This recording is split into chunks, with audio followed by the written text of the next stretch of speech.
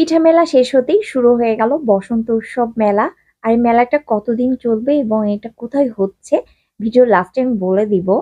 Hello everyone, আসসালামু আলাইকুম। কি অবস্থা সবার, কেমন আছো তোমরা? ওয়েলকাম ব্যাক টু জান্নাতে কিচেন ব্লগ। আজকে আমরা বসন্ত উৎসব মেলাটা ঘুরে দেখব। আর মেলার গেটটা কিন্তু দেখো অনেক সুন্দর করে সাজিয়েছে। মেলাতে ঢুকতেই ফার্স্টে যে স্টলটা ছিল সেটা ছিল বৃক্ষ প্রদর্শনীয় একটা স্টল। আর এই স্টলে কিন্তু বনসাই গাছ ছিল। এছাড়াও কিন্তু বাসাবাড়ি ডেকোরেশন করার জন্য ছিল মিনি প্লান্ট। এরপর সোনার বাংলা পানিপুরি স্টলটা দেখে আর লোভ সামলাতে পারলাম না। আর এই স্টলে কিন্তু 7 ধরনের টক দিয়ে কিন্তু পানিপুরি গুলা ট্রাই করা যাবে।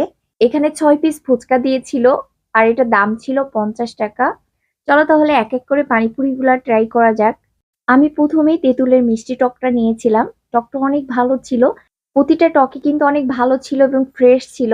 আমার কাছে দুইটা টক অনেক ভালো লেগেছে। তার মধ্যে ছিল হলো একটা তেঁতুলের মিষ্টি টক আর একটা ছিল হলো টক ঝাল মিষ্টি টক। অনেক জায়গায় পানিপুরি খেতে গেলে পানিপুরির টকটা দিয়ে বাজে একটা স্মেল আসে এবং টকটা অনেক পাতলা থাকে।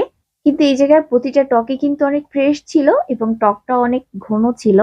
এবার চলো এই পানিপুরির যে 7টা টক ছিল সেগুলো তোমাদেরকে একটু দেখিয়ে দিই।